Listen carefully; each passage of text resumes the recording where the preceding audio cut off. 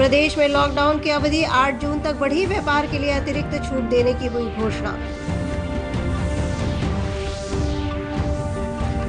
Corona संक्रमण से अनाथ हुए बच्चों को बाल सहायता योजना के तहत राज्य सरकार देगी प्रतिमाह 1500 रुपए की राशि।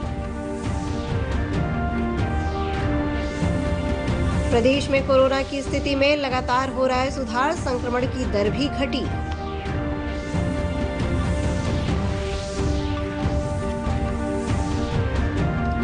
और चिकित्सक लोगों से ब्लैक फंगस के लक्षणों को नजरअंदाज नहीं करने की कर रहे हैं अपील।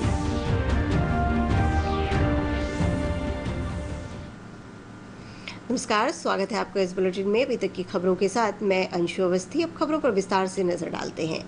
बिहार में लॉकडाउन की अवधि 8 जून तक के लिए बढ़ा दी गई है। पहले लॉकडाउन की अवधि 1 जून को समाप्त हो रही थी। गृह विभाग के प्रधान सचिव चैतन्य प्रसाद ने बताया कि यह निर्णय लिया गया है कि प्रतिबंधों में चरणबद्ध ढंग से ढील दी जाएगी।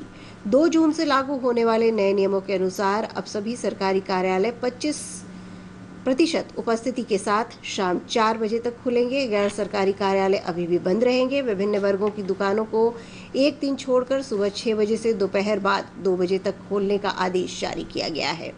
फल, सब्जी, दूध, मांस, मछली, उर्वरक, बीज और कृषि तथा निर्माण सामग्री की दुकानें भी सुबह 6 बजे से दोपहर बाद 2 बजे तक खुलेंगी। उन्होंने बताया कि जिला प्रशासन स्थानीय परिस्थितियों को देखते हुए नियमों को और सख्त कर सकते हैं। इन्हें शिथिल करने की अनुमति नहीं होगी। कार्यालय 25% उपस्थिति के साथ 4 बजे अपराह्न तक खुलेंगे।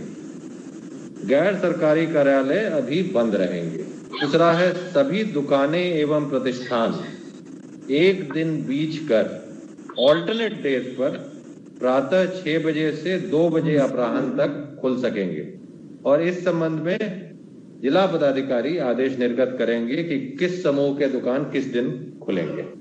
जितनी सारी दुकान जो खुलेंगी उनको शर्त अनुपालन करना होगा। एक तो दुकानें प्रतिष्ठानों में सभी के लिए हमेशा मास्क पहनना अनिवार्य होगा।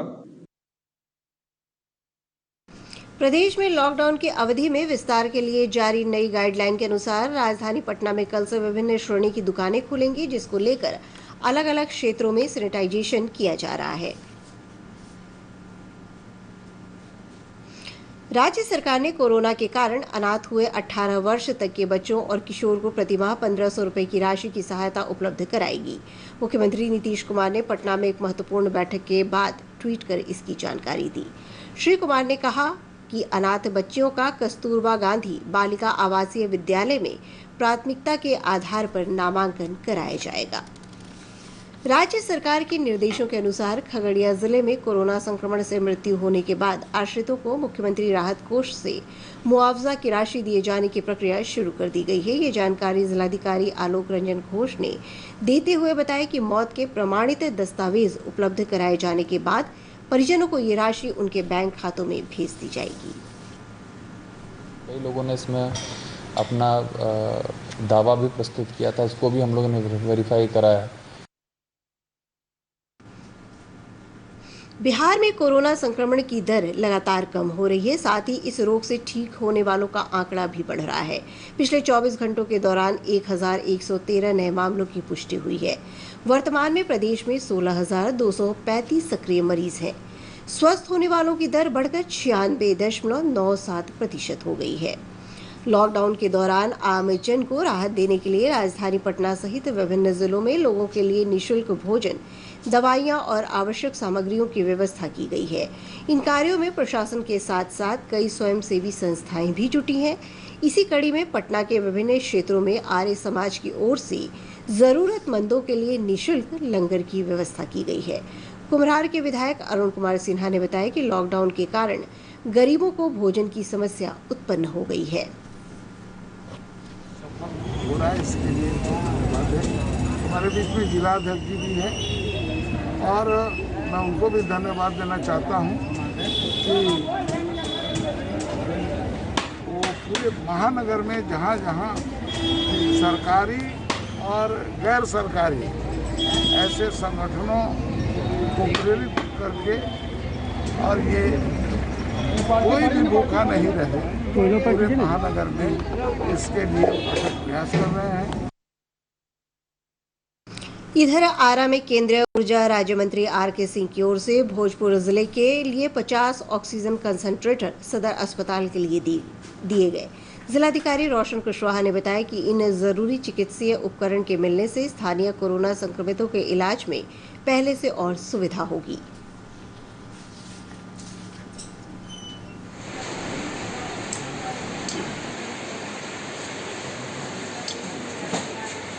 भोजपुर के सांसद एवं केंद्रीय मंत्री श्री आर.के. सिंह जी के द्वारा 50 ऑक्सीजन कंसंट्रेटर हम लोगों को दिया गया है।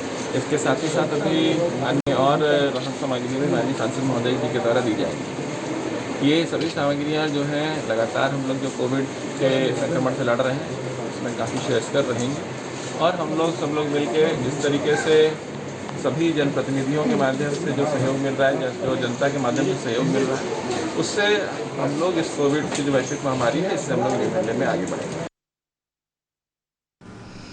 इस बुलेटिन का सीधा प्रसारण आप हमारे YouTube channel DD news Bihar पर देख सकते हैं। इसके अलावा ट्विटर और फेसबुक पेज पर भी ताज़ा तरीन समाचार और सूचनाएं उपलब्ध हैं। हमारे YouTube चैनल तक पहुंचने के लिए अपने मोबाइल से स्क्रीन पर दिखाए जा रहे QR कोड को स्कैन करें और DD बिहार से प्रसारित होने वाले समाचार देखें। PIB लोक संपर्क एवं संचार ब्यूरो और एम्स पटना के संयुक्त तत्वाधान में एक वेबिनार का आयोजन किया गया। वेबिनार का विषय था कोरोना की दूसरी लहर, टीकाकरण और ब्लैक फंगस एवं हमारी तैयारियां। कार्यक्रम की अध्यक्षता सूचना एवं प्रसारण मंत्रालय के अपर महानिदेशक S.K. मालवीय ने की। वेबिनार में पटना एम्स के चिकित्सक doctor Sanjeev Kumar, doctor Neeraj Kumar, doctor Abhyuday Kumar और डॉक्टर वीणा सिंह के अलावा आकाशवाणी, दूरदर्शन के अधिकारियों के साथ संवाददाताओं ने भी इस विषय पर अपने अपने विचार रखे। अपर महानिदेशक S.K. मालवीय ने कहा कि महामारी के इस दौर में लोगों के मन में तरह तरह की आशंकाएं पैदा होती हैं। चिकित्सक इन आशंकाओं को दूर करने में हमारी मदद करते हैं। जब तक म्यूकोर का आपको संक्रमण है और जुडिशियस यूज एंटीबायोटिक्स ना लें और एंटी फंगस ना लें। एक क्वेश्चन मेरा अभी आया हुआ था शायद कि पिप्रासिलिन, टाजोबैक्टम, मेरोपेनाम सिर्फ मिल रहा है, वही सिर्फ दे नहीं, लोकल एंटीबायोग्राम के बेस पे आपको एंटीबायोटिक यूज करना है और एम्पेरिकली यूज करना है। लगातार आप एंटीबायोटिक्स यूज ना करें, नहीं तो ये म्यूकोर का संक्रमण या खतरा हो सकता है। प्रदेश के विभिन्न जिलों में कोरोना महामारी के बीच ब्लैक फंगस के आ रहे मामलों को लेकर समय समय पर चिकित्सक लोगों को इसके लक्षणों को नजरअंदाज नहीं करने और समस्या होने पर तुरंत चिकित्सीय सलाह लेने की अपील कर रहे हैं। इसी कड़ी में नेत्र रोग विशेषज्ञ डॉक्टर विकास वैभव ने बताया कि ब्लैक फंगस बीमारी अत्यधिक स्टेरॉयड के सेवन और नमी के कारण होती है। उन्होंने लोगों को सलाह दी कि हर रोज मास्क बदलकर उपयोग करें। कोई नया कोई फंगस आ गया है, पर मैं बताना चाहूँगा कि अगर आप एक ब्रेड को आप रख दें फ्रिज के बाहर 3-4 दिन में तो उस पर जो काली फफूंद जम जाती है वही ब्लैक फंगस है। उसी तरह अगर हम मास्क को, अगर एक ही मास्क को बार बार यूज़ कर रहे हैं और आप जानते होंगे कि हम लोग जो एक्सहेल करते हैं, जो वायु बाहर निकालते हैं, उसमें ह्यूमिडिटी भी होती है, तो उसकी वजह से कई बार उस पर भी फंगस जमने का खतरा रहता है। इसलिए एक ही मास्क को रिपीटेडली कई दिनों तक यूज़ करने से वो खतरा बना रहता है। मुजफ्फरपुर की विश्व प्रसिद्ध शाही लीची पर भी कोरोना का साया पड़ गया है। फसल तैयार है लेकिन खरीदार कम हो गए हैं। ऐसे में जिला प्रशासन और रेलवे इस कारोबार को मंदी से बचाने के लिए आगे आया है। एक रिपोर्ट।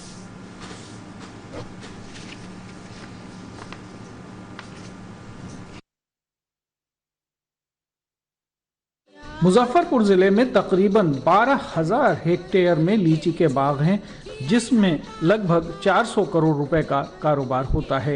ये लीची बिहार के अलावा महाराष्ट्र, नई दिल्ली, उत्तर प्रदेश और नेपाल के साथ साथ विश्व के अनेक देशों में जाती है। लेकिन कोरोना महामारी के कारण लगातार हो रहे नुकसान की वजह से लीची किसान और कारोबारियों में निराशा की स्थिति व्याप्त हो गई थी। इसे देखते हुए जिला प्रशासन ने टास्क फोर्स का गठन करके उन्हें आवागमन समेत दूसरी सुविधाएं मुहैया कराई हैं। साथ ही साथ रेलवे द्वारा भी महाराष्ट्र के लिए प्रतिदिन पार्सल वैन की व्यवस्था कर दी गई है। लीची किसान मोहम्मद सज्जाद बताते हैं कि कोरोना महामारी और लॉकडाउन की वजह से मजदूर भी नहीं मिल पाए, जिसके कारण लीची के बागों की ठीक से देखभाल नहीं हो पाई। लेकिन अब उत्पाद को बाहर भेजने की व्यवस्था से वे खुश हैं। लीची का व्यापार कुल मिलाकर जो अभी है, जो बची हुई है वो जा रही, अभी तक तो ठीक ठाक है। वैसे व्यापार कुल मिलाकर 30% ही बच गया है, क्योंकि 70% लीची इस बार डैमेज हो चुका है, इसलिए क्योंकि कोरोना काल में सही से देखरेख नहीं हो सकी। मुजफ्फरपुर की लीची विदेशों तक निर्यात की जाती है। पहले तक जिले में लीची व्यवसाय से जुड़े किसान खुशहाल थे। खेतों से ही व्यापारी फसलों की खरीदारी कर लेते थे, लेकिन पिछले साल कोरोना ने इस व्यवसाय को धक्का पहुंचाया। मौसम की मार से भी इस बार लीची की फसल प्रभावित हुई। लीची उत्पादक संघ मुजफ्फरपुर के अध्यक्ष बच्चा प्रसाद सिंह कहते हैं कि इस बार आधा ही उत्पादन हुआ है। उत्पादन अबाउट 1 लाख टन के आसपास है, लेकिन इस साल मात्र 50% ही उत्पादन है। फलन बहुत कम हुआ है और बीमारियां भी ज़्यादा आ रही है, मौसम भी प्रतिकूल है, लेकिन प्रशासनिक मदद बहुत मिल रही है। मुजफ्फरपुर के जिलाधिकारी प्रणव कुमार ने बताया कि लीची किसान और कारोबारियों को दिक्कत न हो, इसके लिए टास्क फोर्स का गठन करके उन्हें सुविधाएं मुहैया कराई जा रही हैं। एक टास्क फोर्स बनाया गया है डीडीसी की अध्यक्षता में, जिसके द्वारा मीटिंग भी की गई है और हम लोगों ने लीची प्रोड्यूसर्स को उसके ट्रांसपोर्टेशन के लिए, उसकी पैकेजिंग के लिए सारी व्यवस्थाएं सुनिश्चित करा रखी हैं और लगातार कार्य जारी भी है। मुजफ्फरपुर जिले की विश्व प्रसिद्ध शाही लीची किसानों और व्यापारियों की सुविधा के लिए स्थानीय जिला प्रशासन मुजफ्फरपुर द्वारा टास्क फोर्स का गठन कर उसके आवागमन के लिए सुविधा मुहैया करा दी गई है।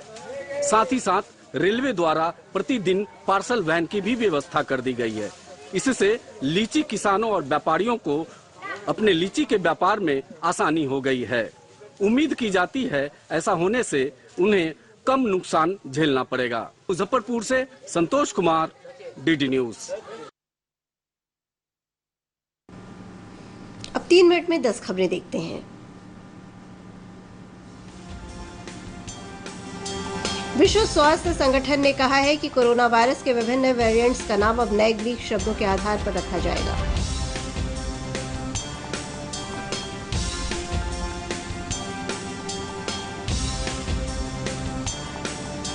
देश भर में अब तक 21 करोड़ 60 लाख से ज्यादा लोगों का टीकाकरण किया जा चुका है। साथ ही रिकवरी रेट बढ़कर 92% से ज्यादा हो गई है।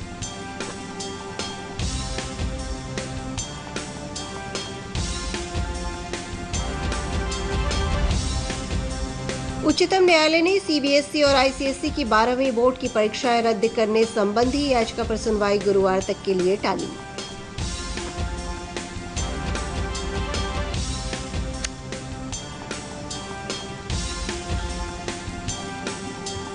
ग्रामीण विकास मंत्री श्रवण कुमार ने कहा, मनरेगा के तहत वित्तीय वर्ष प्रदेश में 50 लाख फलदार पौधे लगाए जाएंगे।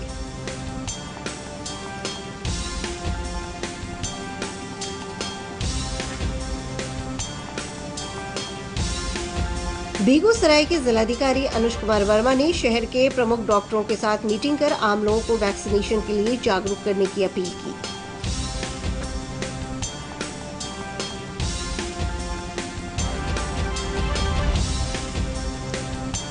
मुजफ्फरपुर में मारवाड़ी युवा मंच सहित कई सामाजिक संगठनें एम्बुलेंस, ऑक्सीजन सिलेंडर सहित कई राहत सामग्रियों के माध्यम से लोगों को की कर रहे हैं मदद।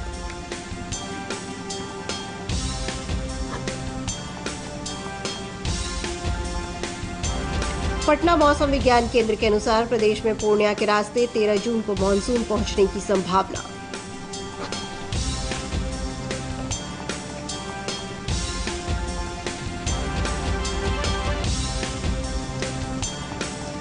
खगड़िया जिले में मत्स्यजीवी सहयोग समिति के प्रखंड मंत्री अशोक सहनी के अपहरण के बाद हत्या कर दी गई है। पुलिस ने शव बरामद कर जांच शुरू कर दी है।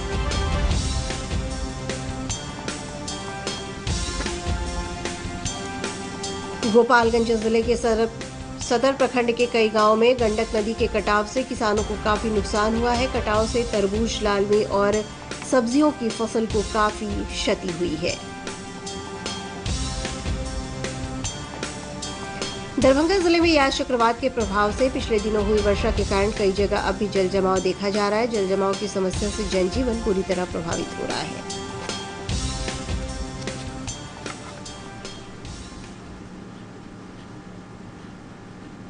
अंत में मुख्य समाचारों पर एक नजर फिर से डालते हैं।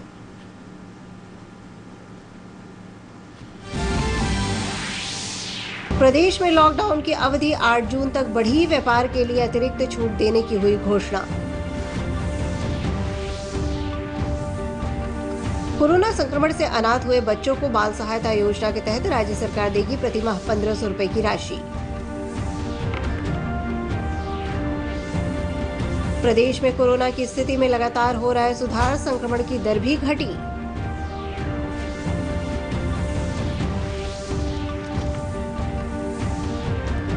और चिकित्सक लोगों से ब्लैक फंगस के लक्षणों को नजरअंदाज नहीं करने की कर रहे हैं अपील।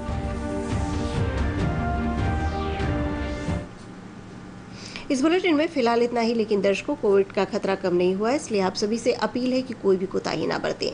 18 वर्ष के ऊपर के सभी लोग टीकाकरण के लिए कोविन ऐप पर पंजीकरण कराएं, मास्क पहनें, सुरक्षित दूरी बनाए रखें और अपने हाथों को सैनिटाइज करते रहें। नमस्कार।